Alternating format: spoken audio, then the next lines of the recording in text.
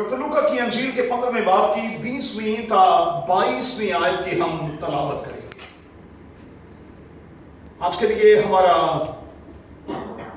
حوالہ اسکرین پر آپ کے سامنے ہے، ڈاکٹر لوکا کا انجیلی بیان، اس کا 15واں باب اور اس کی 20ویں تا 22ویں آیت۔ مہربانی سے ایک آواز ہو کر خدا کے کلام کی تلاوت کریں۔ جی۔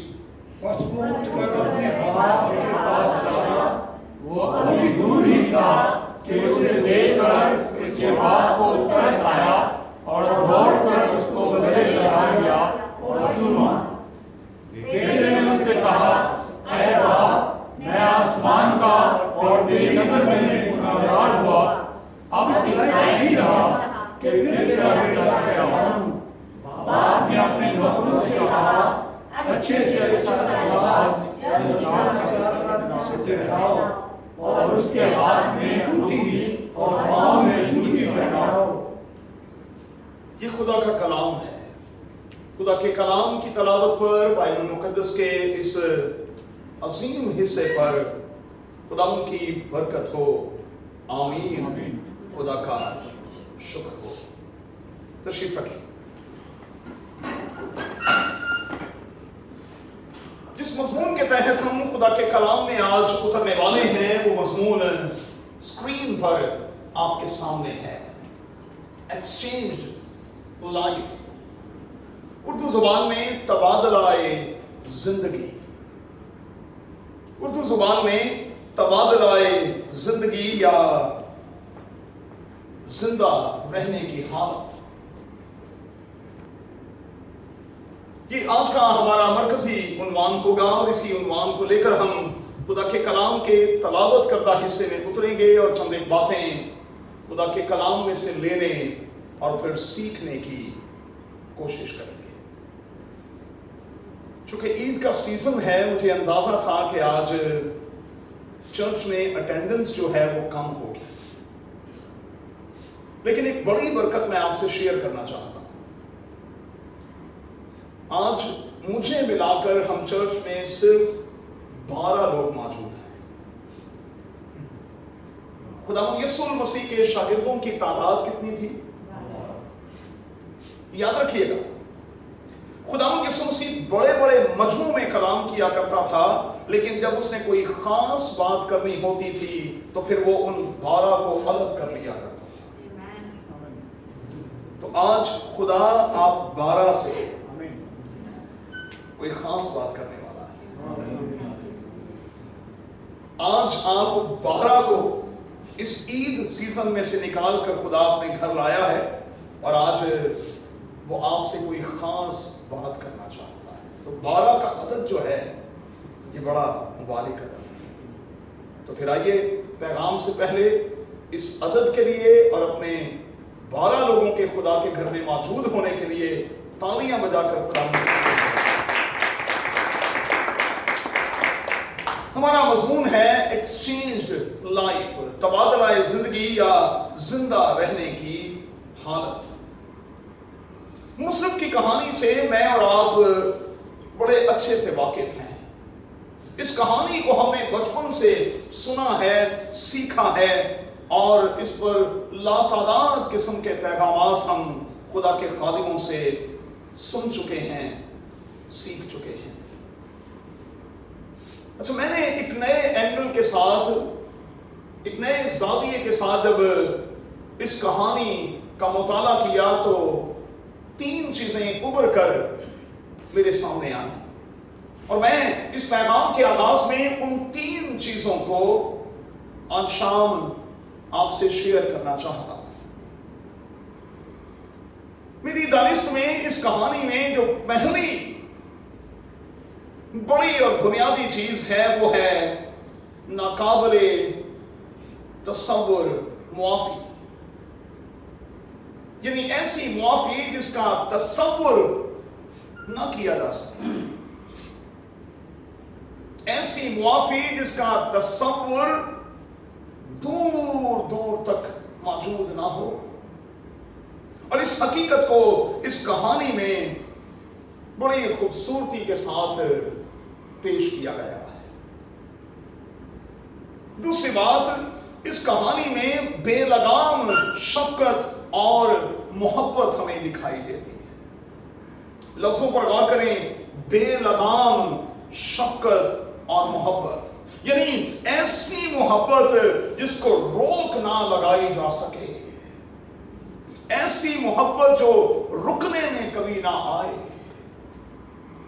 ऐसी ही मोहब्बत का बयान हमें इस कहानी में वाज़ेह तौर पर दिखाई देता है। और तीसरी चीज है ठाठे मारता हुआ, शिद्दत के साथ, तुग़यानी के साथ बहता हुआ प्यार का, मोहब्बत का, जनून का दरिया जो हमें मुशर्रफ के बाप के हवाले से दिखाई देता है। और इस शिद्दत में सब कुछ धुल जाता है, सब कुछ क्लियर हो जाता है, साफ सुथरा हो जाता है।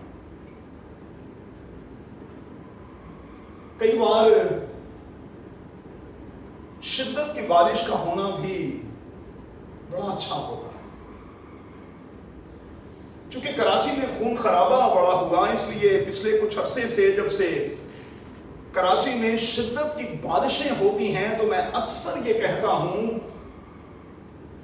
कि शिद्दत की ये बारिशें खुदा इसलिए बरसाता है ताकि अभी भी कराची की सड़कों पर खून के जो धब्बे हैं, जो धब्बे मौजूद हैं, उन्हें साफ कर दिया जाए। क्योंकि पुराने अहदनामे में हुक्मन ये कहा गया कि तुम जिस मुल्क में हो उसमें खून ना करना, क्योंकि खून मुल्क को गंदा कर देता है। खून किसी भी सिटी को, किसी भी शहर को, किसी भी खानदान को और किसी भी शख्स को गंदा कर देता है। कई बार शिद्दत जो है ये बड़ी अच्छी होती है, और जब जब आपको शिद्दत कहीं दिखाई दे तो फौरी तौर पर समझ जाया करें कि खुदा कुछ ऐसा कर रहा है जो शायद अब तक उसने नहीं किया। ये तीन बुनियादी बातें मुझे इस कहानी में दिखाई देती हैं: नाकाबिले तसव्वुर मुआफी, बेलगाम शफकत और मोहब्बत, और ठाठे मारता हुआ प्यार और जुनून, और फिर तुग़यानी और शिद्दत जिसमें बिल्कुल हमें कोई कमी और कमजोरी दिखाई नहीं देती। अच्छा, मैं इस कहानी को, मैंने कहा, एक नए एंगल से देख रहा था, और मैं गौर कर रहा था लफ्ज ग्रेस पर। फज़ल, ये फज़ल है क्या? अक्सर लोग मुझसे ये सवाल करते हैं। पिछले दिनों में किसी ने मुझसे पूछा, पादरी साहब फज़ल क्या है? तो मेरे ज़हन में कहीं ना कहीं वो सवाल था, और जब मैं उस सवाल को लेकर इस कहानी में उतरा तो मुझे इस कहानी में खुदा का फज़ल दिखाई दिया। फज़ल क्या है? सादा जुबान में वो जिसे हम किसी भी तौर पर डिजर्व ना करते हो। फज़ल से मुराद क्या है? ऐसी चीज, ऐसा प्यार, ऐसी शिद्दत, ऐसी तुग़यानी जिसे हम डिजर्व ना करते हों, और खुदा वो करने से बाज ना आता। इसे हम सादा जुबान में फज़ल कहें। अच्छा, आप मेरे साथ इत्तफाक करेंगे, जब हम मुशर्रफ की जिंदगी पर गौर करते हैं तो मुशर्रफ सब कुछ खो चुका है। अगर देखा जाए तो मुशर्रफ जो है वो सब कुछ खो चुका है। वो ये हक खो चुका है कि उसे गले लगाया जाए, वो ये हक खो चुका है कि उसे चूमा जाए, वो ये हक खो चुका है कि उसे अंगूठी पहनाई जाए, गोया कि इख्तियार दिया जाए और फिर से उसे बहाल किया जाए। वो ये हक खो चुका है। लेकिन जब वो वापसी की ठानता है, जब वो वापसी के लिए कदम उठाता है, लिखा है बाप दौड़कर उसे गले लगा लेता है, उसे चूमता है, उसे अंगूठी पहनाता है, उसे कपड़े पहनाता है, उसे जूती पहनाता है और उसके लिए एक पार्टी को शूट करता है। मेरी नजर में यही तो ग्रेस है, इसी को तो हम फजल कहेंगे। बेटे ने जस्ट वापसी के लिए कदम उठाया है, उसने कदम उठाया है, बाप ने दौड़कर गले लगा दिया। कितना जुनून है मेरे और आपके लिए, कितनी शिद्दत है मेरे और आपके लिए, कितनी प्यार में तुगयानी है मेरे और आपके लिए खुदा बाप के अंदर के वो दौड़ दौड़ कर हमें गले लगाता है, दौड़ दौड़ कर हमें गले लगाता है, हमें चूमता है और हमें बहाल करता है। यही तो ग्रेस है, यही तो खुदा का रहम और इसी को तो खुदा का तरस कहा जाता है। अब जस्टिस का तकाजा क्या है? जस्टिस का तकाजा तो यही है कि इस बंदे को मुंह ना लगाया जाए। जस्टिस का तकाजा तो यह है कि चूंकि इस लड़के ने खानदान को बेइज्जत करके रख दिया है, खानदान का नाम मट्टी में मिलाकर रख दिया है, खानदान के नाम को इसने बिल्कुल बिल्कुल कहीं नीचे गिरा दिया, इसलिए ऐसे किसी शख्स को मुंह ना लगाया जाए। जस्टिस का तकाजा क्या है कि ऐसे बच्चों के लिए बाहर नो एंट्री का बोर्ड लगा दिया जाए कि आपकी एंट्री जो है अब बंद है। लेकिन यही तो फजल है कि खुदा हमारे लिए कभी भी ऐसा नहीं करता। वो अपने घर के दरवाजे के बाहर मेरे और आपके लिए नो एंट्री का कभी बोर्ड नहीं लगाता। वो हमें हमेशा अपने पास आने देता है। एक बात याद रखिएगा दोस्तों, बेटों और बेटियों, एक बात याद रखिएगा, चर्च जो है वो सेंट्स की जगह नहीं है भाई।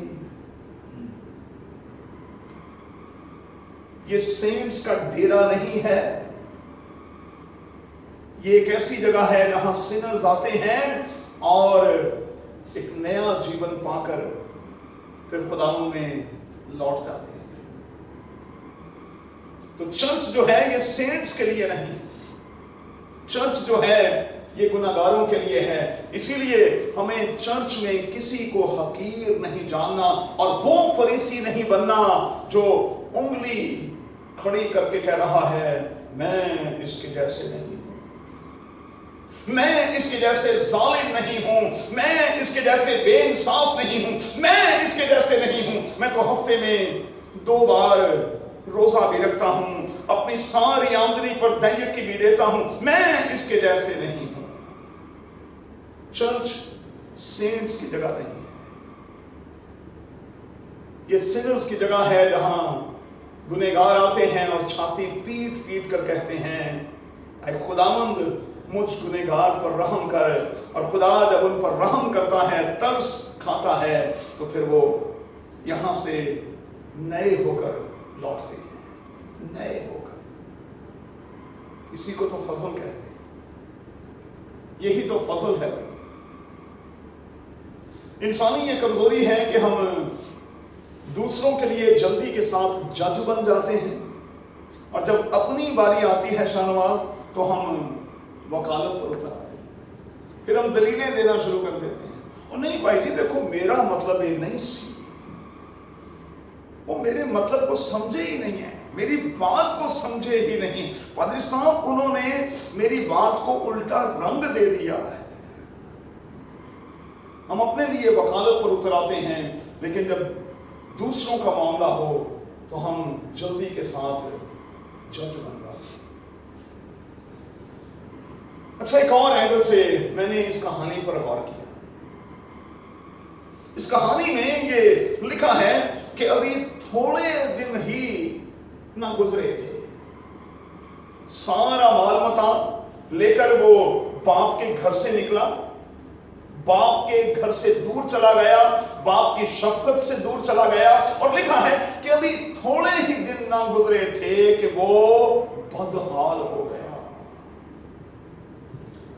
اب ذرا لفظی تکرار جو اردو زبان میں ہوتی ہیں ذرا اس پر غور کیجیے گا.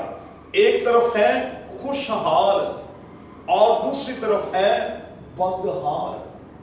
ایک طرف ہے خوشحالی اور دوسری طرف ہے بدحالی. اور اس کہانی میں یہ دکھانے کی کوشش کی گئی ہے کہ جب ہم خدا سے اور خدا کے گھر سے دور ہونے کی کوشش کرتے ہیں ہم چند ہی دنوں میں بدحال ہو جاتے ہیں. مجھے معاف کیجیے گا بھائی، بات بڑی سخت ہے. بڑے مشکل وقت میں سے لوگ گزرے ہیں. ابھی تک لوگ مشکل کو فیس کر رہے ہیں. اس ہفتے کے دوران ہماری کلیسیا کے 4 لوگ افیکٹ ہوئے، 4 مزید کیسز سامنے آئے. لیکن سبھی ایسا نہیں لگتا کہ لوگوں کے سر پر جوں نہیں رینگ رہی، کوئی اثر ہی نہیں دیتا. ہم اکثر دونوں میاں بیوی بات کرتے ہیں اور ہم کڑتے ہیں یار ان 17-18 مہینوں میں تو اتنی تبدیلی آ جانی چاہیے تھی، اتنی تبدیلی آ جانی چاہیے تھی، اتنی شدت آ جانی چاہیے تھی، اتنا جوش اور ولولہ آ جانا چاہیے تھا، خدا کے حوالے سے اتنا جنون آ جانا چاہیے تھا. لیکن معذرت کے ساتھ کہوں گا مجھے تو وہ دور دور تک دکھائی نہیں دیتا.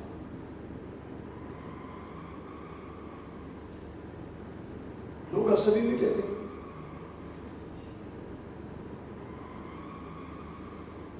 اپنے اپنے کاموں میں، اپنے اپنے دھندوں میں لوگ مصروف ہیں. لوگ خدا کو ٹائم دینا ہی نہیں چاہتے،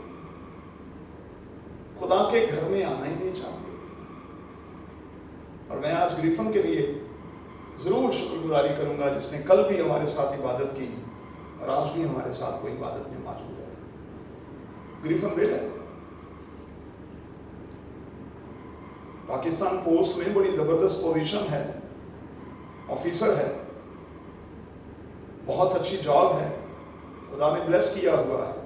اور یہ ساری کی ساری بلیسنگز کیوں ہیں؟ خدمت کے حوالے سے.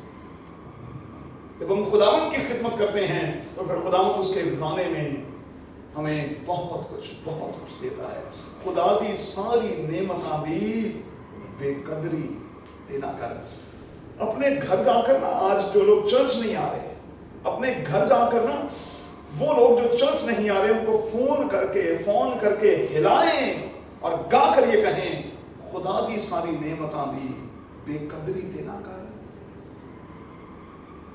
خدا دی ساری رحمتاں دی، خدا دی ساری نعمتاں دی کدی شکر گزاری بھی کر. کبھی تو کر لے بھائی. وہ اتنا مہربان ہے، وہ اتنی مہربانیاں کرتا ہے، رحم اور طنز کھاتا ہے، بار بار گلے لگاتا ہے، چومتا ہے، ہمارے لیے دوڑ پڑتا ہے، لیکن ہم اس کے لیے کچھ بھی نہیں کر رہے. میں معذرت کے ساتھ کہوں گا کہ جب ہم خدا کے گھر کو چھوڑتے ہیں، ہم خدا کو اگنور کرتے ہیں، اسے پیچھے ہٹاتے ہیں، مجھے معاف کیجیے گا بدحال ہو جاتے ہیں. ابھی تھوڑے دن ہی نہ گزرے تھے کہ وہ بدحال ہو گیا، انسان سے جانور بن گیا، سور بن گیا، سور کی پھلیاں کھانے لگا. اس کے مقابلے میں ناصر، اس کے مقابلے میں 4 اور نوجوان بھی ہیں جن کو 10 دنوں میں میرے خدا نے پروموٹ کر دیا ہے.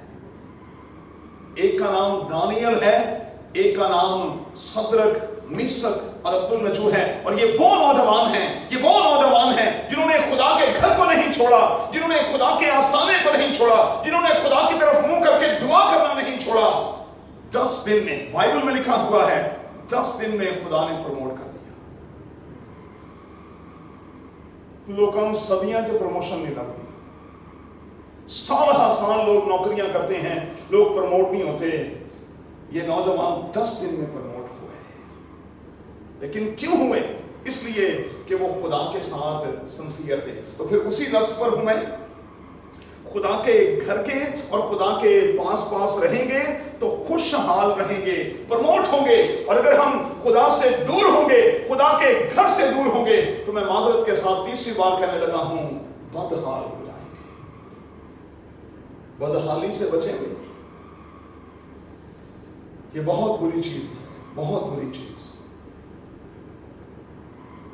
दाऊद क्या कहता है?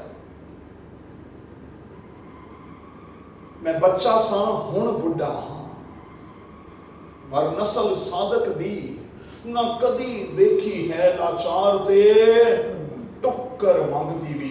मैंने सादिक की औलाद को बदहाल नहीं देखा। बचपन से लेकर बुढ़ापे तक मैंने सादिक और उसकी औलाद को बदहाल नहीं देखा, खुशहाल देखा।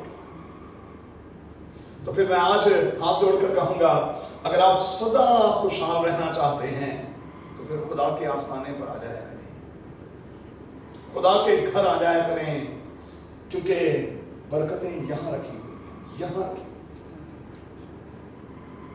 आगे बढ़ेंगे। ग्रेस क्या है? ये वापसी का रास्ता है। और जब हम वापसी के लिए, मैंने शुरू में कहा, जस्ट कदम उठाते हैं, बाप दौड़ कर गले लगा लेता है। 15वें बाब की 20वीं और 21वीं आयत में यही लिखा है और यही तो ग्रेस है। और इस अमल में खुदा के प्यार की शिद्दत को हम वाज़ेह तौर पर महसूस कर सकते हैं। ग्रेस क्या है? ये प्यार का फ्लो है, ये वो फ्लो है जिसमें कभी कमी और कमजोरी नहीं आती। मुसलसल खुदा के प्यार का दरिया जो है वो मेरे और आपके लिए बहता बहता और बहता रहता है। हम कुछ भी कर जाएं, हम कुछ भी कह दें, हम कुछ भी कर जाएं, बाइबल के खुदा के प्यार की शिद्दत में कमी नहीं आती, उसके प्यार की शिद्दत में कमी नहीं आती। उसका दरिया मुसलसल बहता रहता है।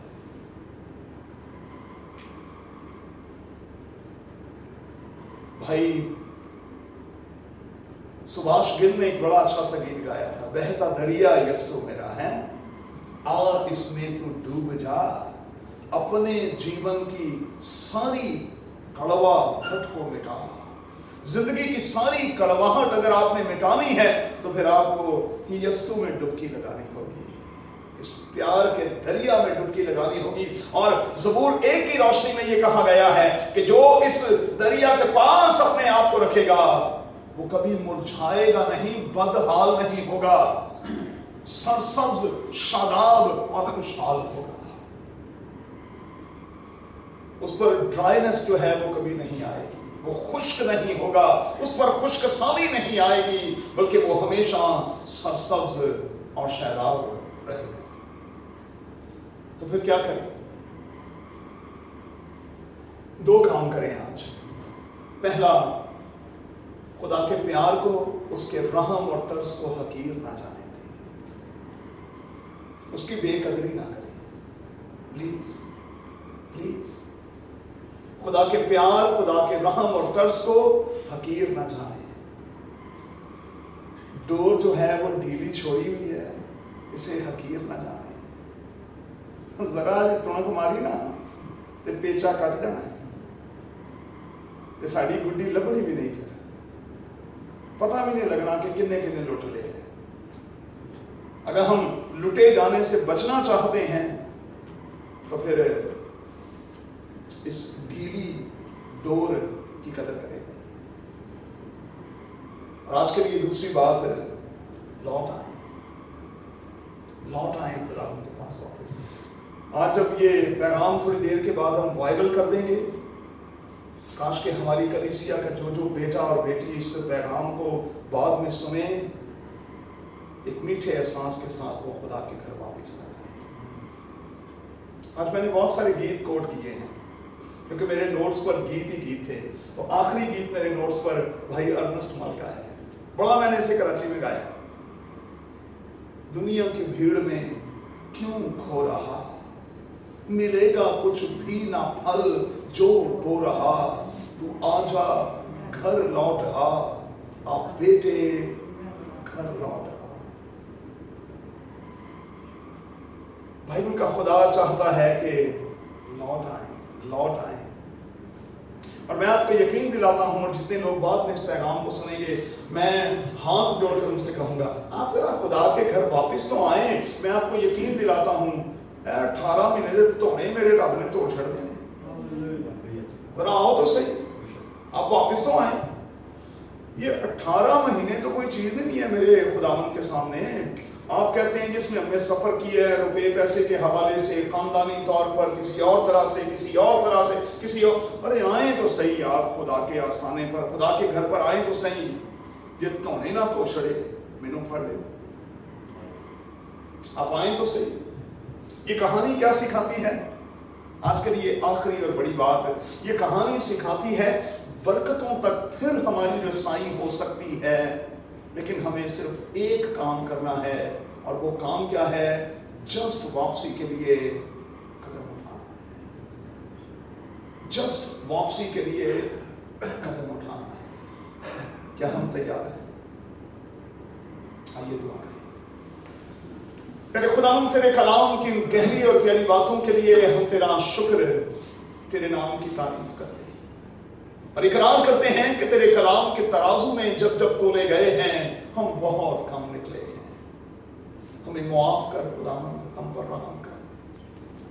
आज हमने सीख लिया है कि अगर हम किसी भी तौर पर बदहाली का शिकार हैं तो इसलिए कि हम तुझसे और तेरे घर से दूर हैं। सचमुच खुदावंद तू हमें गिरजा बना, मेरा दिल अपने लिए गिरजा बना। बख्श दे खुदावंद के हम सब तेरे घर आते रहें, तेरे सामने झुकते रहें, अपने आप को सरेंडर करते रहें और फिर बहाल होते रहें। तेरे बेटे यीशु के नाम में आमीन।